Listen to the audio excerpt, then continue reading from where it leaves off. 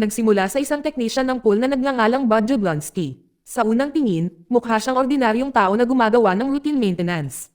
At ngayon, nililinis niya ang swimming pool ng isang matandang babae. Pero kapag natapos na ang trabaho, biglang magbabago ang lahat. Biglang naglabas si Bud ng sandata na nakatago sa basket ng kanyang kagamitan, pumasok sa bahay, at binaril ang babae gamit ang shotgun. Nagsisimulang magbagong buhay ang katawan ng babae, na nagpapakita na isa talaga siyang vampira. At si Bud ay hindi lang basta mahilig sa bilyar. Isa siyang profesional na mangangaso ng vampira.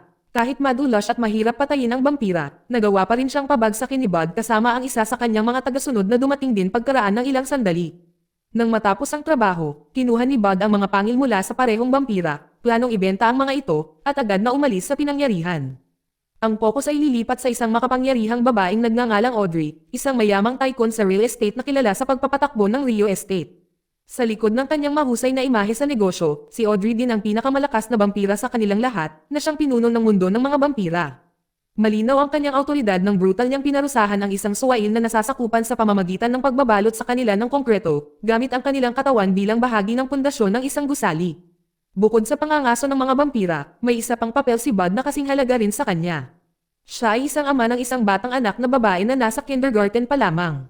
Bagamat lubos siyang mahusay sa kanyang mapanganib na trabaho, ang kanyang personal na buhay ay magulo.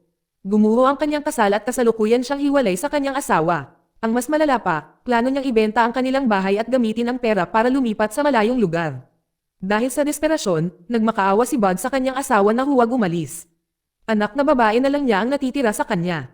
Kalaunan, pumayag ang kanyang asawa na manatili sa isang kondisyon.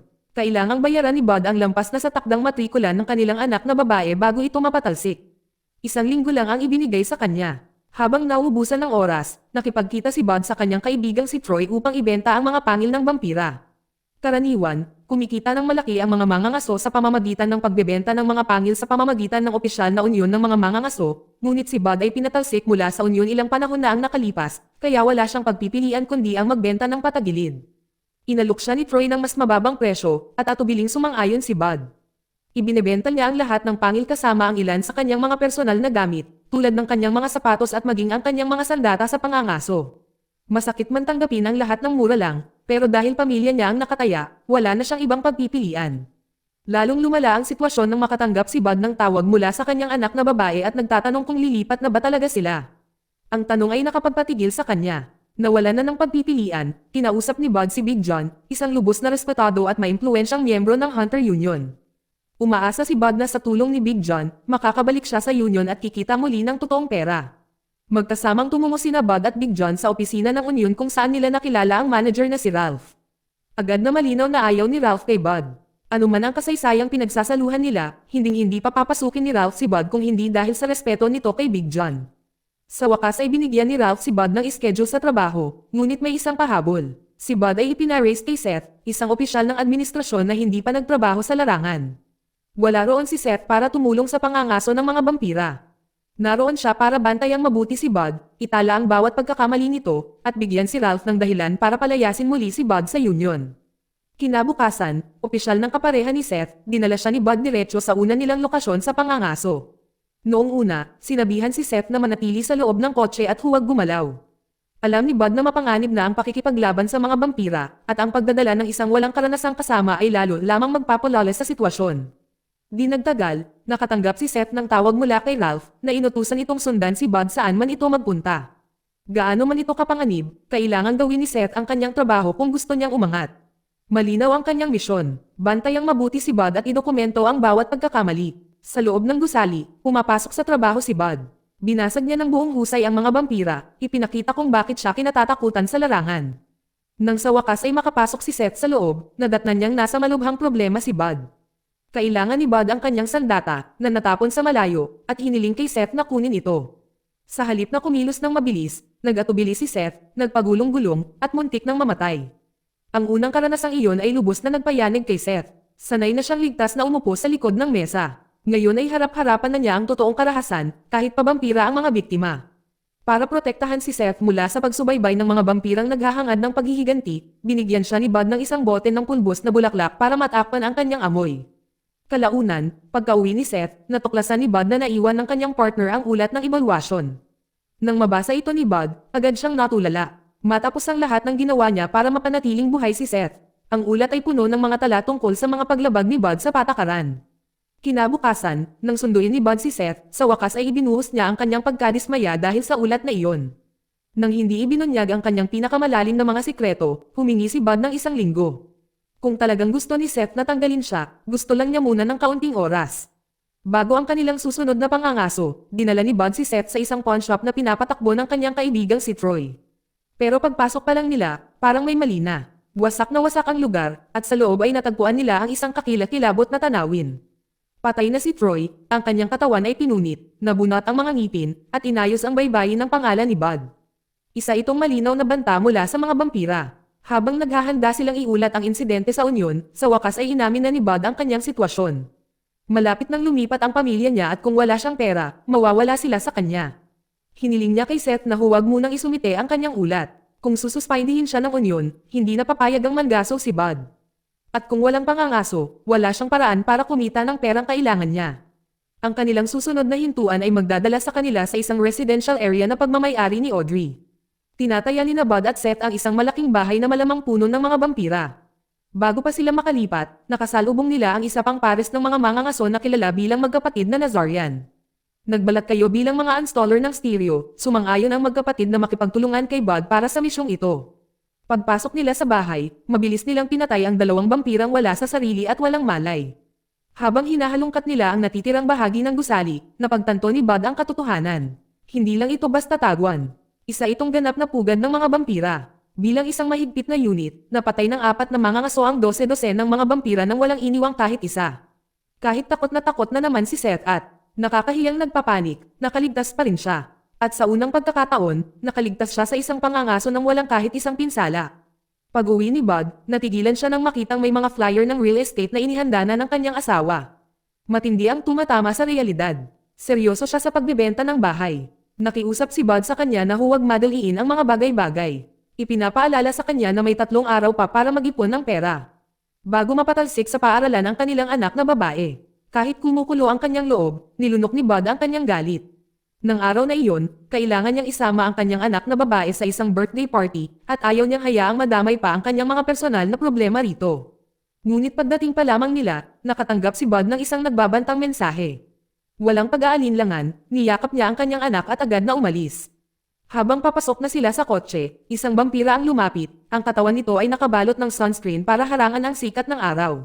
Doon na mas maraming vampira ang nagpapakita ng kanilang mga sarili, nakahanay na dala ang kanilang mga sasakyan at handang kumilos. Kalmadong sinabihan ni Bud ang kanyang anak na magbisikleta, mag-focus sa kanyang iPad, at huwag lumingon sa paligid. Ang sumunod na nangyari ay nauwi sa isang nakamamatay na habulan. Agresibo siyang hinabol ng mga vampira. Ngunit pinatunayan ni Bud kung gaano siya kahusay sa pagmamaneho, nilalampasan ang panganib at nananatiling isang hakbang sa unahan. Sa kalagitnaan ng habulan, tinawag ni Bud ang kanyang asawa at sinabihan itong magsimulang mag-impake. Kailangan na nilang umalis agad ng bahay, alam na nang nagpadala ng banta kung saan sila nakatira, at may malaking panganib na lumitaw ang mga vampira bago gumabi. Nagpatuloy ang paghabol, at isa-isang napatay ang mga vampira. Habang papalubog ang araw, hinihikayat ni Bud ang mga natitirang humahabol patungo sa isang makipot na kalsada na may maikling lagusan na hindi madaanan ng mga ordinaryong sasakyan. Matapos ibangga ang kanyang sasakyan sa mga harang ng tunnel, sa wakas ay nakauwi na rin ng ligtas si Bud. Pero huli na siya, naghihintay sa kanya ang reyna ng mga vampira. Walang kakayahang kumilos, takot na pinagmasdan ni Bud ang kanyang asawa at anak na babae nang mapagtanto niyang nasa kamay na nito ang kanyang asawa at anak na babae. Ngayon, napipilitan si Bud na gumawa ng higit pa sa pakikipaglaban. Kailangan niyang ipaliwanag ang lahat sa asawa niya. Sa wakas ay sinabi na niya sa kanya ang katotohanan tungkol sa kanyang buhay bilang isang mangangaso ng vampira. Ang trabaho bilang technician ng pool ay isa lamang panakip upang itago ang panganib at protektahan ang kanyang pamilya. Dahil sa paghihiganti para sa vampirang namatay sa kanya kanina, nagdesisyon si Audrey na huwag agad patayin ang asawa at anak ni Bud. Sa halip, dinala niya sila sa kailaliman ng kanyang lungga sa loob ng isang kuweba. Gusto niyang magdusa si Bud tulad ng pagdurusa niya ngayon. Nang sa wakas ay nagkamalay si Bud. Wala na ang lahat, si Seth na lang ang natitira, nakakagising lang din. Mabilis na napagtanto ni Bud ang katotohanan. Si Seth ay naging vampira. Dahil wala nang ibang pagpipilian, sinubukan siyang patayin ni Bud. Ngunit salungat sa lahat ng loika, nakaligtas si Seth kahit na nahiwalay ang kanyang ulo sa kanyang katawan. May malinaw na nagbago, lubos na namamalayan ni Seth at hindi na siya natutokso sa dugo ni Bud. Nang makita ito, nagpa siya si Bud na isama siya. Magkasama nilang hinahabol si Audrey upang iligtas ang dinukot na asawa at anak ni Bud. Bago tumungo sa kuta ng mga vampira, isinama ni Bud si Seth para makita ang kapitbahay niyang nagngangalang Heather sa apartment. Agad na itinutok ni Bud ang kanyang sandata sa kanya at gumanti naman ito ng panlaban. Hindi nagtagal at napagtanto ni Bud na isa ring vampira si Heather. Nang marinig niya ang paliwanag nito, saka lang naging malinaw ang sitwasyon. Napilitan si Heather na sundin ang mga utos ni Audrey para lamang manatiling buhay. Sa gitna ng lahat ng ito, biglang nawalan ng malay si Seth. Nanghihina siya at halatang nagdurusa dahil sa kakulangan ng dugo. Dahil alam na alam niya kung ano ang kailangan niya, binigyan siya ni Heather ng isang buong ampule para inumin. Nang umipekto ang dugo, halos agad na gumaling ang mga sugat ni Seth. Nag-alangan si Bud. Malaking panganib ang pagdadala ng dalawang vampira sa lungga ni Audrey. Ngunit sa huli, napagdesisyonan niyang mas mabuting sumugal na lang kaysa hayaang mapunta sila sa mga kamay ni Audrey. Kung mawalan man ng kontrol sina Seth o Heather, kahit papaano ay may pagkakataon pa rin silang lumaban. Pagdating nila sa base ni Audrey, agad silang hinarap ng pinakamahina sa mga sundalong vampira nito. Kasama ang dalawang makapangyarihang vampira sa kanyang tabi na kayang tiisin ang putok ng baril, sumugod si Bud ng walang pag-aalinlangan. Isang mabangis na labanan ang sumiklab at nangingibabaw ang kaguluhan. Dahil natalo sa bilang, silang tatlo ay napilitang magtago sa likod ng isang harang na konkreto. Nang tila wala ng pag-asa, dumating si Big John sakay ng kanyang kotse at nagpaputok, winasak ang mga vampira gamit ang napakalakas na puwersa. Matapos malinis ang lugar, nalaman ni Bud na hindi nagkataon lang na naroon si Big John. Tinawagan siya ni Seth kanina, nag-aalala na baka mabaygo ang misyon. Muntik nang sumugod si Bud para magpasalamat sa kanya, pero pinigilan niya ang sarili, dahil sa takot na baka mawalan ng kontrol si Seth sa paglapit niya ng sobra. Nang makapasok na sila sa loob, nahati ang grupo sa dalawang koponan. Umakyat sina Seth at Heather para harapin ang mga vampira sa itaas. Nagtuloy-tuloy sina Bud at Big John, umaasang maaabot agad ang pamilya nina Audrey at Bud. Sa daan, natuklasan nila ang isang pasilidad sa pagproseso ng sunscreen. Ang ilegal na operasyong ito ay dinisenyo upang hayaang malayang makalakad ang mga vampira sa ilalim ng direktang sikat ng araw. Nang mapagtanto kung gaano ito kadelikado, tuluyang winasak ni Big John ang operasyon, walang iniwang anuman. Nang maramdamang papalapit na si Bud, tumungo ang asawa ni Audrey pataas para harangan siya. Samantala, sina Bud at Big John ay nagpatuloy sa isang pababang pasilyo, para lamang masalubong ng walang katapusang daloy ng mga vampira na nakaharang sa kanilang daan. Nang walang nakapansin noong una, nakagat si Big John. Alam niya ang ibig sabihin noon. Sa halip na maging vampira at mawalan ng kontrol sa sarili, gumawa siya ng pangwakas na desisyon. Sa isang huling kabayanihan, isinakripisyo ni Big John ang kanyang sarili, na siyang nagwakas sa kanyang buhay sa isang malakas na pagsabog. Hindi nagtagal matapos isakripisyo ng kanyang kaibigan ang kanyang sarili, biglang sumulpat ang asawa ni Audrey at inatake si Bud mula sa likuran. Hinawakan ang leeg nito at itinulak sa pader. Nang malapit nang magsimula ang laban, sumugod papasok sina Seth at Heather, na lumikha ng isang butas na nagbigay daan para makatakas si Bud. Perpektong ginagamit ni Bud ang sandaling iyon. Tumakbo siya pasulong at naabutan si Audrey bago pa man ito mapatay ang asawa at anak na babae nito. Sa sandaling may putok ni Bud ang kanyang unang tira, naging malinaw na tapos na si Audrey sa pagtugtog. Hinubad niya ang kanyang mataas na takong at sumugod sa kanya ng may nakapangangilabot na bilis.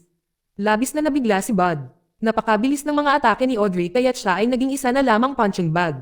Hindi kayang sumabay. Gayunpaman, sa tulong ng kanyang asawa, muntik nang maiwan ni Bud ang kanyang buhay. Nang hampasin ni Audrey ang kanyang asawa at ito'y tumilapon, agad na gumanti si Bud. Gamit ang huling bala niya, pinaputukan niya si Audrey bago pa man ito makalapit sa pamilya nito. Walang kahirap-hirap na nasalo ni Audrey ang bala at lumapit, handang wakasan ang buhay ni Bud. Inaakala ng lahat na ito na ang katapusan niya, ngunit mali sila. Sa isang biglaang pagbabago, si Audrey ang namatay. Sa simula pa lang, naghanda na si Bud ng isang simpleng bitag gamit ang alambreng lagi niyang inaasahan para malampasan ang mga vampira.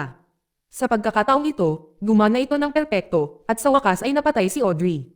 Sa ibang lugar, sina Seth at Heather ay lumalaban pa rin sa asawa ni Audrey, na napatunayang mas malakas pa kaysa sa kanilang dalawa.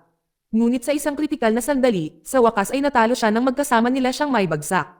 Nang makabalik ang lahat sa ibabaw, bigla silang hinarap ni Ralph at ng kanyang mga sundalo. Nang makita ang kabuluhan, handa na si Ralph na paalisan si Bud mula sa unyon sa pangalawang pagkakataon. Binasa ang mga patakaran, ngunit sa pagkakataong ito, pumasok si Seth, ng malakas, sinasalungat ang bawat akusasyon gamit ang sarili niyang mga regulasyon. Ang kanyang mga kilos ay agad na nagpakilala sa kanya bilang isang traidor. Kahit na tinalikuran na si Ralph, mas masaya pa rin si Seth ngayon, dahil sa wakas ay naranasan na niya ang tunay na fieldwork kasama si Bud. Kung tungkol naman kay Bud, sa wakas ay bumalik na sa dati ang lahat. Kumikita siya ng malaking halaga mula sa mga pangil ng mga pinuno ng mga vampira. Pinatawad siya ng kanyang asawa at muli iyang nakapiling ng kanyang pamilya, handa nang mamuhay ng payapa sa wakas. Dito nagtatapos ang kwento. Salamat sa panonood kaibigan.